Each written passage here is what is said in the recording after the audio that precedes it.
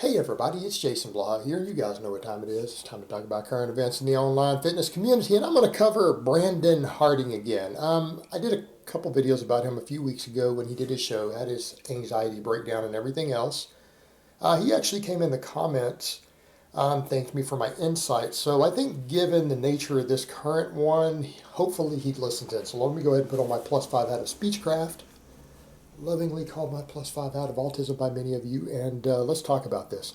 I'm pretty concerned at this point, and here's what I'm going to say to someone like Brandon. You just admitted you're out of the country, you just came off all these short esters, you're not doing any PCT, you're outside of your country. Now in the UK, I've lived in the UK. I'm familiar with their system. At least you would have access to emergency doctors, have access to emergency psychiatric care. You absolutely do not need to be out of the country. You do not need to be out of the country and outside of the care of medical professionals at this point. You just had enormous anxiety problems, emotional problems, everything else while abusing anabolics, dieting too hard, and clean and everything else. And you just came off cold turkey. Like, do you understand, for people who experience large amounts of mental effects when on gear, any sort of psychosis, major anxiety attacks, who come off cold turkey with no PCT, are you aware how high the suicide rate is? Like in the first week of coming off, it's actually pretty high. That you're in that danger zone right now, and the very last thing that you need to be doing is be coming off just all this stuff cold turkey, and be doing so after having these major anxiety attacks. And this is where we got to get honest here. We have to be honest with how scary some of this is.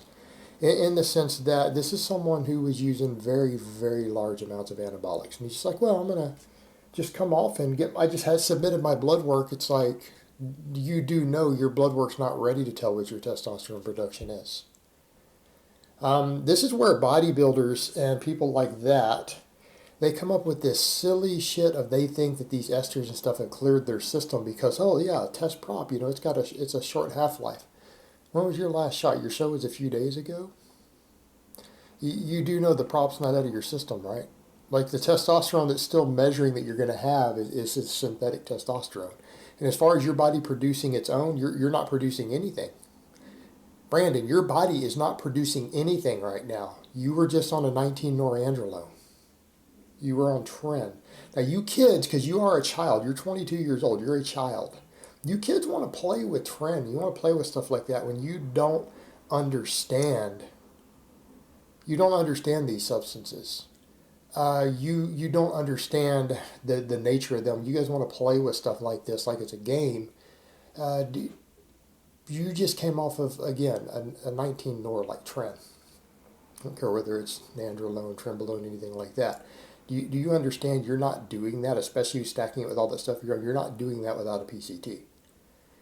These things are insanely suppressive to your HTPA, insanely suppressive. Like at your age, the stack that you just ran, especially with the trend in it, you need to be seeing an endocrinologist this week. I mean, realistically, that's what you probably should do. You live in a country where you have access to it, right? You have the NHS there. You need to be getting in to see an endocrinologist because that is a heavy stack. And I'm going to tell you right now, bodybuilders who use stacks as high as you just did don't come off. That's not like the sort of stack that you run and say, oh yeah, I'm just going to cycle off. Guys who abuse at that level don't cycle off. They bridge. They bridge. Like, in what world? I mean, Jesus Christ. In what world do you live in where you think you're going to use over 2 grams, including tren, and that you're going to actually just cycle off and not need HCG? Especially after having had major emotional issues, after having had all these anxiety attacks, heart palpitations, everything else. Because here's what's going to happen. When all that stuff finally tapers down, and then because you were using an aromatase inhibitor, and it was not a suicide inhibitor, it was a type 1 AI, you're going to have a rebound. guys know where this is going. So your testosterone's going to crash and your estrogen's going to go up, and you just had major psychological issues. All right, the moment your nipples swell up and the moment the depression hits you and the emotions hit you from all of this, after all that anxiety attack, you're not going to be in a good place. You need to be, as of yesterday, not today, not tomorrow, not next week, you should have been consulting a therapist and an endocrinologist already. And this is the scary stuff about bodybuilding. You see these guys who become these social media heroes, and it's like, it's where I've just got to level with Brandon. You are not big enough to be using the stack you were using. Like the fact that a guy at your size would be using, I don't know, half of what you were using, half, kind of says maybe you're not cut out for the bodybuilding gig, right? You might want to go over maybe, if you're going to do this whole physique thing, and I'm not a fan of it, someone with your genetics should probably consider some sort of physique thing, not bodybuilding. God, no, not bodybuilding. You are not genetically gifted enough to do this, right? Just like Eric Konevsky is not genetically gifted enough to do bodybuilding. This is not your endeavor. It's not. You're using that amount of gear to be at the size you're at a show. This is the wrong hobby for you, my friend. This is the wrong hobby for you. Get out. And on top of that, the psychological issues you've already had using this stuff and in a prep at the age that you're at, that's not good. You're not either genetically nor psychologically cut out for this endeavor. And I'm just calling it like it is. Like, it would be in your best interest to walk away from it. Now, I understand when people get hundreds of thousands of followers on social media and you start making that money, it can be hard to step away. And here's what I would say. Maybe spin it around. Maybe discuss some other more natural training. Maybe come off. Learn how to train. Go ahead and use your experience to help others.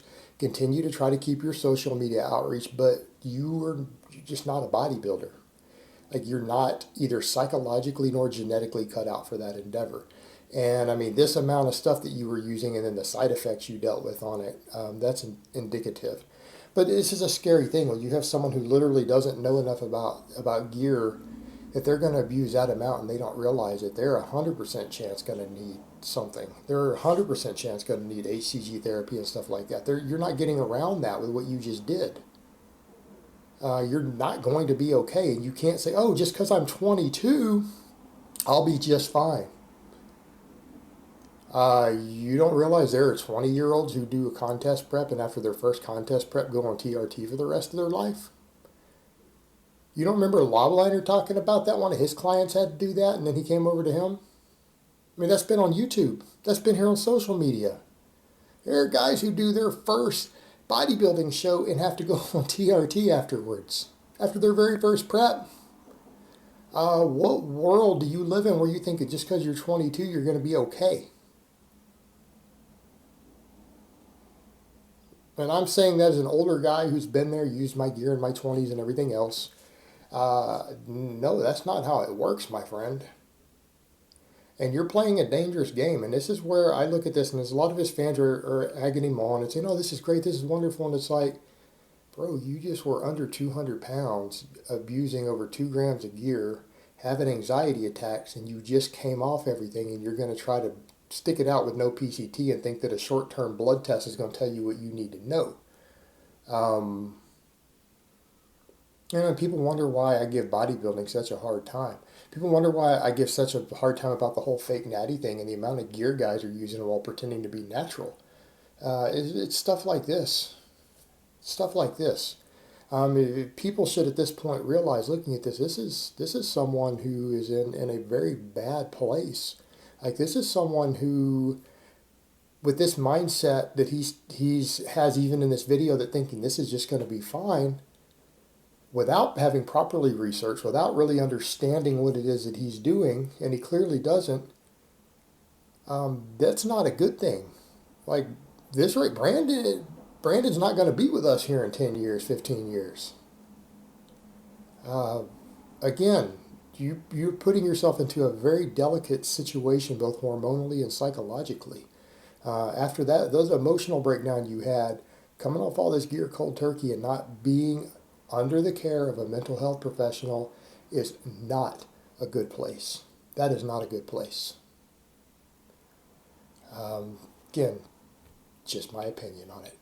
All right, guys, but that's really all I have to say on that today. I hope it's been informative, and I will talk to you guys next time.